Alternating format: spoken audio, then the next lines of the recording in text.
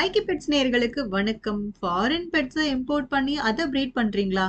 இல்ல foreign talk தான் நான் வளர்ப்பேன் அப்படின்னு சொல்லிட்டு வெயிட் பண்ணிட்டு இருக்கீங்களா? அப்போ உங்களுக்கு தாங்க இந்த நியூஸே. சொந்த வீட்ல இருக்கிற பெரும்பாலான மக்களுக்கு செல்லப்பிராணிய வளர்க்கறதுல ரொம்ப இன்ட்ரெஸ்ட் இருக்கு சொல்லியே ஆகணுங்க.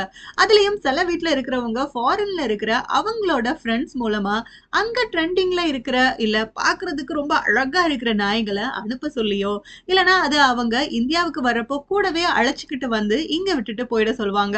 இல்லன்னா சில கம்பெனிகள்ல சொல்லி வச்சு காசு செலவழிச்சு இம்போர்ட் பண்ணி வளர்க்குறாங்க. இதுல என்ன பிரச்சனை அப்படின்னு பாத்தீங்கன்னா, ஃபாரின் டாக்ஸ வளர்க்கறது ரொம்பவே கஷ்டங்க. அத 24 மணி நேரமும் ஏசிலயே வச்சிருக்கணும். அதுக்கு விரும்புற ஃபுட்ட வாங்கி கொடுக்கறதும், அதுக்கு ஏதாவது மெடிக்கல் ப்ராப்ளம் வந்தா டாக்டர்ட்ட காட்டி மெடிசன் வாங்கி தரதும்னு செலவு அதிகம் வைக்கிற விஷயம் தாங்க இந்த ஃபாரின் டாக்ஸ்.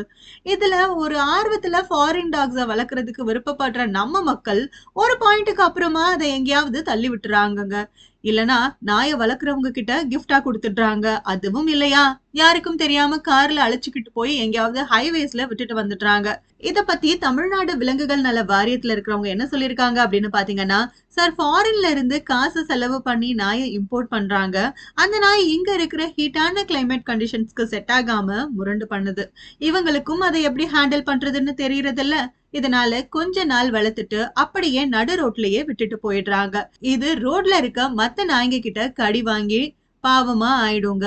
அந்த நாய்கள் முடியெல்லாம் உதிர்ந்து நோய பரப்பி பெரிய சிக்கலை உண்டாக்கிடுது. இதனால நம்ம கவர்மெண்ட் இத மாதிரி ஃபாரின்ல இருந்து நாய இம்போர்ட் பண்ணி இங்க பிரீட் செஞ்சு விக்கிறதுல புதுசா ரூல்ஸ் உருவாக்கி இருக்காங்க. அது என்ன அப்படின்னு பாத்தீங்கன்னா, வெளிநாட்டுல இருக்கிற ஃபாசெட் பிரவுன், French bulldog, Alaskan malamute, keeshond, Newfoundland, Norway elkhound, Tibetan mastiff, Siberian husky, Saint பெனாட்னு இந்த 9 நாய்ங்கள இம்போர்ட் பண்ணக்கூடாது அப்படின்னும், இறக்குமதி பண்ணி பிரீட் பண்ணக்கூடாது அப்படின்னும் சொல்லிட்டு ஸ்ட்ரிக்ட்டா ரூல்ஸ் போட்டிருக்காங்க. ஏன்னா, இந்த நாய்கள் எல்லாமே அந்தந்த நாட்டு கிளைமேட் கண்டிஷன்ஸ்க்கு தான் உசுரோட இருக்குங்க.